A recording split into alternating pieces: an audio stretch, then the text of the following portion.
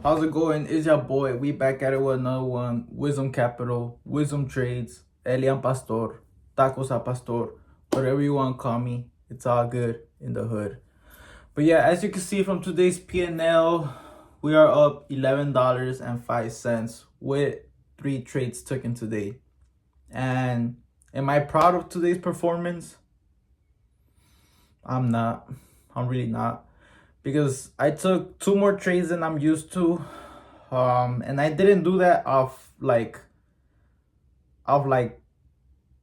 fear or revenge trading. I literally did that because the market was really good today and I see my setup play out like a bunch of times today. So I was like, you know what? Just one trade on the day. Even though the first trade was green, but it could have been better. And I just seen my setup play out more and I just had to pull the trigger. But yeah, today I felt a little bit more risky too. Instead of doing $50 position sizes, I threw $100 position sizes from the get-go. I just felt like a little bit more confident and I just needed to basically increase my size a little bit more. But yeah, even though we are up 10% of $100 position size, I'm still not proud of today's performance, but it is what it is. I'm really not gonna beat myself more about it. Let's just dive into it and go over the trades that we did. But first trade of the day was Trib. It was a biotech company, healthcare, and it's same thing. It had news at 6, I believe it was 6 a.m. I am not sure. I do not remember. But 6 a.m. it had news. It basically came up all the way from 0.83 cents. It basically broke above the $1, and I was watching it very closely. The next candle, it was kind of tricky.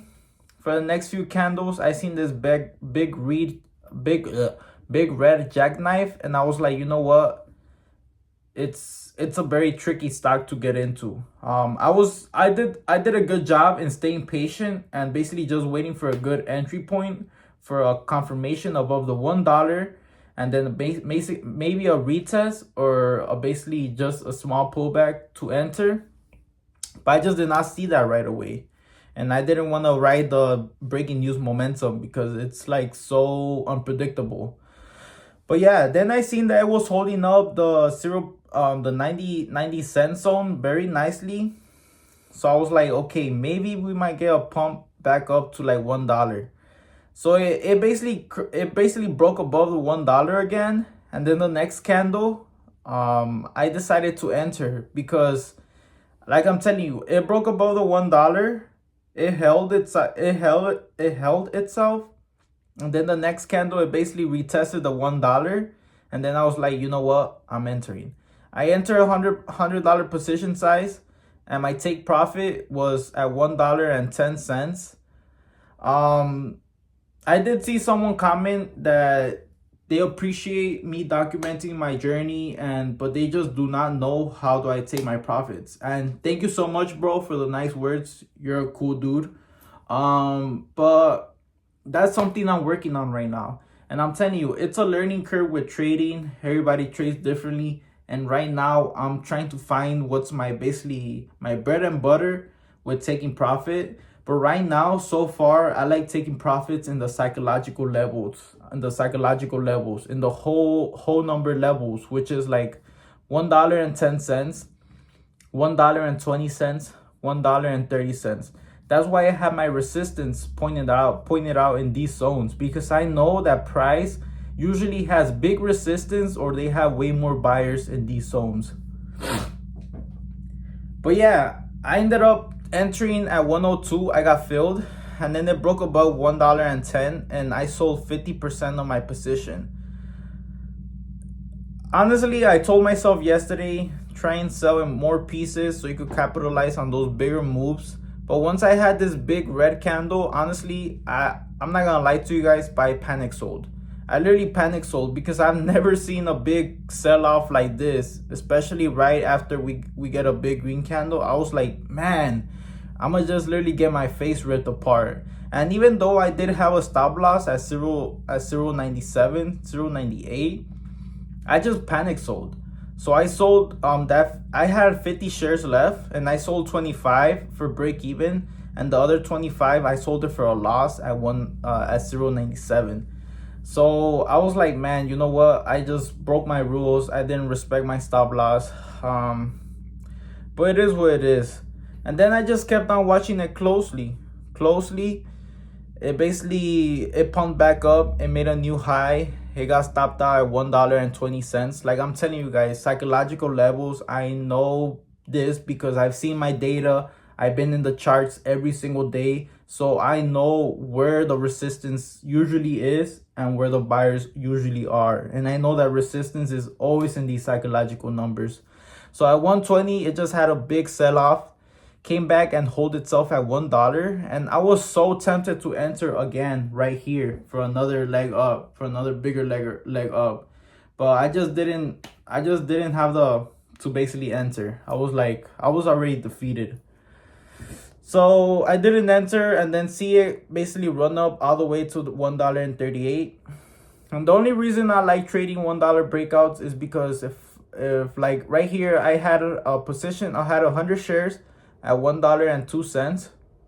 If I would have rolled it all the way to like $1.38, that's a 38% move. So that would have been easy $38 made from $100. So that's a good risk to reward. But it is what it is. I basically didn't get blessed today. It is what it is. That was my first trade of the day. Second trade of the day was Trib, same ticker. And I feel like this one, I just got FOMO. So basically, market open, it had this choppiness. Like with this stock, honestly, I had no plan at all. I simply just chased. I chased, and it was a really dumb decision. But I mean, what's done is done. All I can do is just look back and just study from it and just not do the same mistakes again.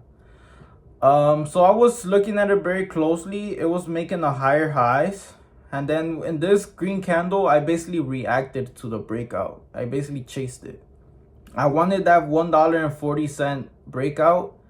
And I basically wanted to sell it back to pre-market highs, which was $1.60. So yeah, I entered, I chased, and I sold, I think 50% again for like peanuts, like $1.45. Like, it was just really dumb trade. Like, I just wanted to get out of it.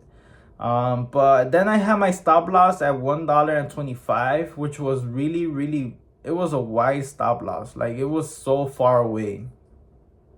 It's basically like a 1-to-1 risk to reward trade right here. And I did not think of it at that moment, but thinking about it now, very horrible trade. Very horrible trade. The odds were not in my favor. But yeah, that's the second trade. And then the third trade is kind of the same thing that happened with Trib. Same thing. Pre-market, it basically broke in the 30-minute candle. I'm showing you the 30-minute time frame. It broke above $1. It had breaking news on the day as well, and this is a biotech company as well. So we broke above $1. We found resistance at like $1.40. And then market open, I basically seen these two big green candles. And then they got halted up for a couple minutes right here at $1.40. It opened up. It made a new high at $1.55. And then it had these big red jackknives. Two big greens. It just had a big sell-off. And right here around $1.25, it had it halted down. So it halted up for a couple minutes, then shot up, and then just had a big sell-off and then halted down. And then after the halt down, my mind, I'm not gonna lie to you guys, but my mind was already foggy at this point. Like, my mind was really foggy. I was just trying to get lucky. I was like down $2 in my whole account. So I was just trying to make my money back. Being 100% honest with you guys. So my mind was foggy. That's why I'm saying I do not deserve this win today. I should have just had him. I should have just gotten my face ripped apart, and I should have had a red day. That's why when you make money on the day and you do not follow your rules, you do not follow a plan, just ask yourself, do you really deserve this? Obviously, I do not. But then it basically halted down. It opened. I seen that it was basically it was supporting $1.20. And then I entered. I chased it. I chased the dip buy. And I got filled really horribly at $1.32. And then we just had this choppiness. And then I set my stop loss at like 119. And luckily that it did not get hit. Luckily that it was holding its weight. It was holding $1.20. But then we basically had good buying pressure. We broke above BWAP. We were holding 45 EMA. We broke above BWAP. And then I was like, you know what? It's really choppy. I really do not feel like this stock is just going to run all the way up. So I was going to take my first profits. I took 90% of the 100 shares that I had, which was I sold 90%. I sold 90 shares at $1.45, and then I sold the rest of the $10 shares for that 150 breakout. But yeah, guys, as I'm telling you, it's like the more that you spend time looking at these stocks, especially small caps, the more that you basically develop that gut feeling. And my gut feeling was just telling me to take profits. That's why I really do not bag hold. I do not like bag holding, because I had my fair share of just entering, bag holding for a couple days, and then just bleeding out slowly.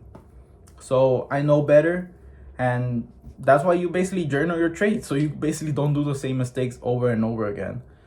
But yeah, that was the last trade. That's what that last trade basically made me $11. But yeah, that gut feeling told me to just sell, and I sold. I'm gonna basically listen to my gut feeling all the time. But yeah, those were my trades of the day. That's how my P&L is looking like so far. And I'm gonna show you my equity curve. My equity curve looks a little bit okay. It's looking okay. And I'm telling you guys, I basically got the first taste of profitability in November 11. Basically just whatever money I made on the day, I would just withdraw those profits, even if it was $10, $20, $50, whatever it was. I was just consistently taking away profits and restarting my account over and over again. And then December 1st, I basically had a new mindset. And I just basically dig myself this drawdown that I am in currently. But slowly but surely, I'm getting out of it. Like right now, I'm consolidating. And the name of the game is just to take these small base hits, so I could basically get out this drawdown.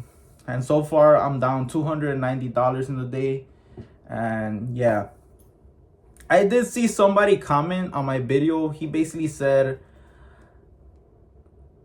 respects to you because you're documenting your journey. And thank you so much for the words, bro. You're so kind. And then he also said, but I still do not get your strategy, and I still do not get where's your take profit. And as I'm telling you, I'm working on taking my profits. I'm working on basically developing that side of the things. Like right now, to me, I feel like I have a good well, my strategy is two. I only trade breakouts and I trade dip buys. That's it. Breakouts and dip buys. For the most part, trade breakouts is my number one strategy, and two, dip buys is like I only trade dip buys when stock is like really good, uptrending really good. But yeah, my setups is different for every single one. But my favorite setup for for breakouts is basically seeing something with breaking news. I wanted to basically break out from $1, and then basically come back down to retest that $1 zone, and that's my entry.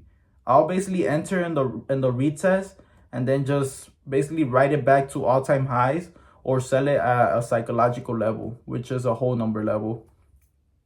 That's my favorite setup for dip buying. I like buying around the $1 zones. And my setup for dip buys is basically simple. I just want to see a stock uptrend very nicely, and then just have out of nowhere have a big sell off, and then I'll just buy around wherever it finds its support, whether it's a 45 EMA, whether it's a key level, whether it's the moving average or the BWAP. I like buying. That's my basically my setup for dip buying. And for dip buying, I'm redefining that way more better. I'm redefining both setups to the teeth so I could become a better trader. But hopefully that makes kind of sense. And I want to show you this real quick. This is basically a 7-step framework that I trade. Let me see. So basically, this framework is a pattern that happens with all of these stocks that I'm trading. All of these small caps. For the small caps that I trade, they have four phases. The first one is a stealth phase. Is where smart money basically enters. Second phase is where the awareness phase, where institutional investors and professional traders start to get in. This is where basically professional traders make their money. This is where the most of the money is really made. Swing trading, and it's something that I've had a successful swing trade only one time, and honestly, that's like one of my biggest wins. But it's like really hard to basically swing trade. But I'm kind of getting the hang of things. I'm kind of noticing the patterns that they're using to swing trade. So maybe in the future, once I basically get my breakouts and dip buys dialed in, I'll basically jump into something else once I master something. And then public phase, the mania phase, this is where I trade. This is where I make my money with breakouts and dip buys as well sometimes. But for the most part, in the mania phase, breakouts are really good here. And then the last phase is the blowout phase. It's basically where all the bag holders get basically crushed. And where dip buys is really a successful, it's kind of successful, but for the most part, this is where shorts make their most money. And you also said, Bronem, who commented, why don't I short? Honestly, shorting is really risky. And as you can see in my trades, like I kind of know what I'm doing, but at the same time, I'm not going to call myself a professional. But I'm like, I kind of struggle with going long. And if I try to go short, like with shorting, like with going long, you only lose a certain amount of money. But with going short, you could potentially lose the initial capital that you invested, but you could also lose more money and then owe your broker money. And that's why shorting is really risky, because your losses are just exponential. Your losses, they could be way more than whatever you invest. That's why I'm kind of scared of going short. And maybe in the future, maybe in the future, once I master going long, I could try and going short. Because trust me, shorting is really risky, but at the same time, the way it's really risky, it's really profitable as well. But it's just, risk, it's just kind of doesn't add up as well. Not right now for me. But yeah, and same thing. This is a 7-step framework. This is a stock. Like you got the first pattern that you could make money, the second pattern, the third pattern.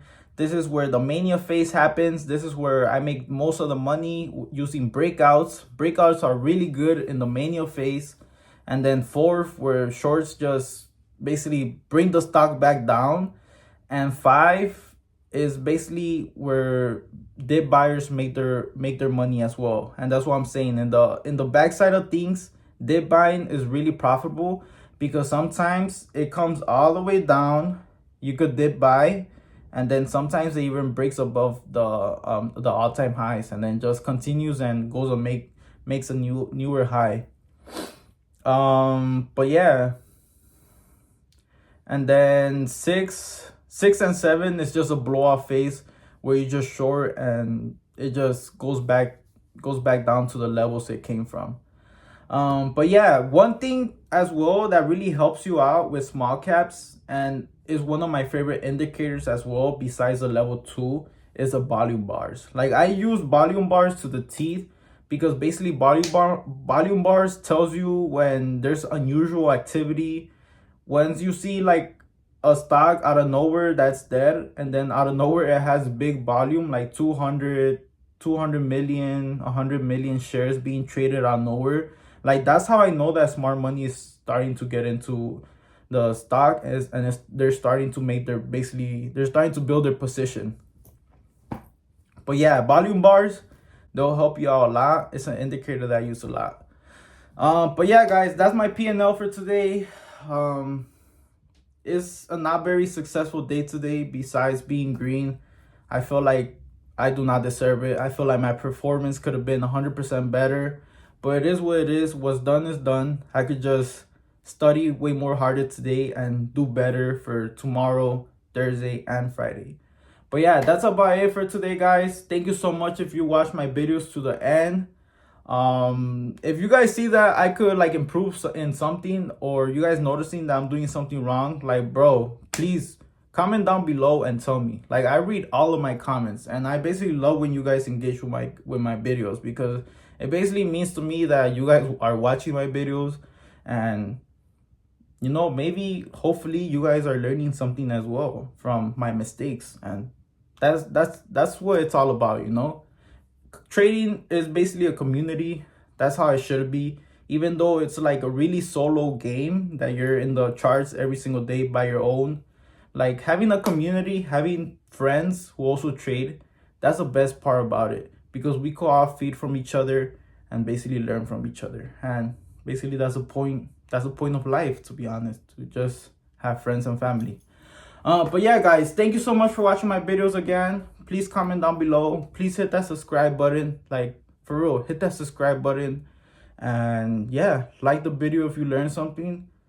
But yeah, guys, thank you so much again for watching my videos. Like, I mean it. I love when you guys engage with my videos. It makes my day more interesting, and basically just makes my day.